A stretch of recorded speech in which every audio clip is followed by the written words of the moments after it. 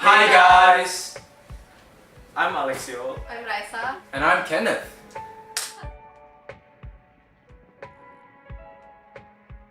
So the aim of this video is to raise awareness on how to properly shape a multicultural society that lives in harmony with minimized conflict, especially to other multicultural countries. We plan to do this by firstly determining how Singapore manages its multiculturalism.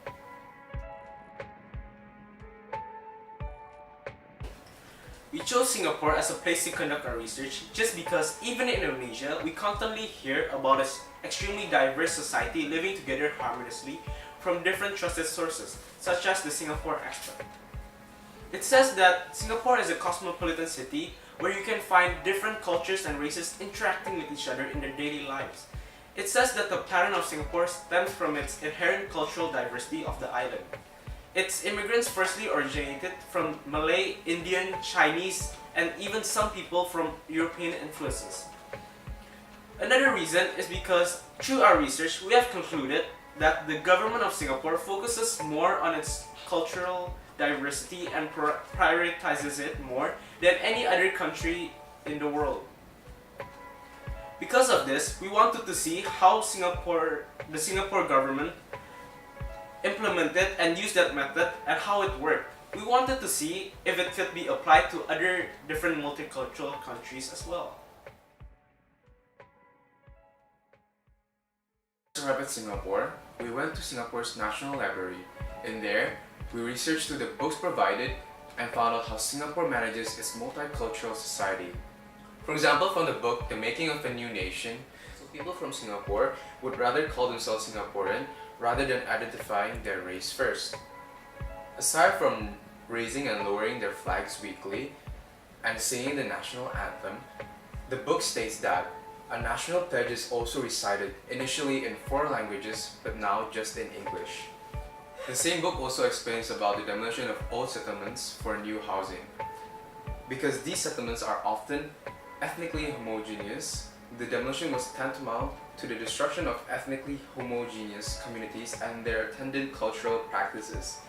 The authors then elaborated that the diffusion of race groups living together was intensified due to the first-come, first-served rule for the public housing provided.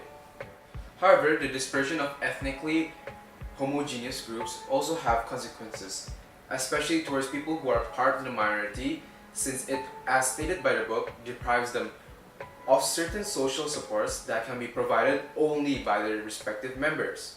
Nonetheless, these consequences are justified for the physical integration of different ethnic groups within the housing flats, leading to the increase of inter-ethnic understanding and prevention of racial conflict. In order to keep ethnic tensions at bay, the educational policy of the early 1960s retained nominal equality between the 4 language streams. Then we traveled around Singapore and asked its citizens to fill in the form that we're about to show you now, which is right here.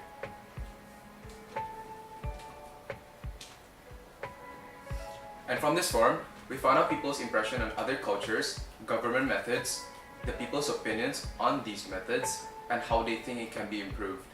In between our journeys, we often saw public housing for Singaporeans, and after further research, we found out that according to the website Singapore Expats, that it served a great purpose in growing tolerance between races. We saw these public housings for ourselves, such as this one. In the lowest levels of these public housings, people can have marriages and other social activities, which increases tolerance between the neighbors even though they are of different races. For example, if someone were to get married, it would definitely create noise, and so it would definitely disturb these neighbors. But they also know that they can use the same area or space to have their traditions and ceremonies, therefore increasing tolerance between them. Aside from that, we also visited National Public School, where we got some students to answer our form and also interview teachers who gained valuable insight to honest opinions on their multicultural society. One of the teachers in NPS used to live in Jakarta, which is where we come from, and got the idea to do this project, since we saw that racial tensions in Jakarta was high and wondered where Singapore was able to manage their multiculturalism so well. She said that the government has a major part in maintaining this harmony. The housing is carefully managed so that there are no clusters where people can be together of one ethnicity. Every place has a quota, and there is not one ethnicity which is strong in one area.